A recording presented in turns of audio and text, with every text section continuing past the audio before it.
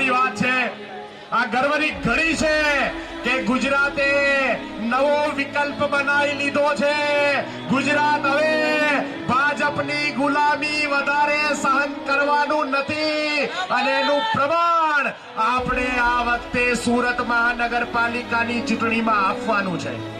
આપણે એનું પ્રમાણ આપવાનું છે કે અમે કોઈ પાર્ટીના ગુલામ નથી। આજે ભારતીય જનતા પાર્ટી કે જેને 30 વર્ષ પહેલા આપણે સત્તામાં બેસાડી હતી, એ પાર્ટી આજે આપણી પાર્ટી નહીં, આજે એવા લોકોની પાર્ટી છે જે માત્ર ને માત્ર જનતાને લૂંટવાનું કામ કરે છે, જેમણે આપણને સતત લૂંટ્યા છે।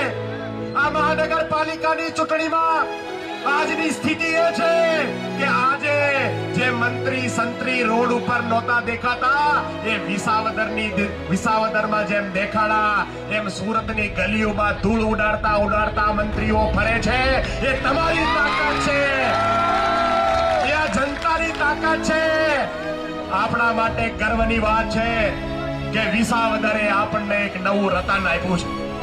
જે કામ આપણે કતારગામમાં આપણને વસવસો હતો કે કતારગામથી આપણે ગોપાલભાઈને જીતાડી ના શક્યા, પણ વિસાવદરની જનતાને આપણે વંદન કરીએ કે એણે ગુજરાતની રાજનીતિમાં એક નવો સૂરજ ઉગાવ્યો છે અને એ સૂરજ આજે ગુજરાતને ચમકાવવાનું કામ કરે છે।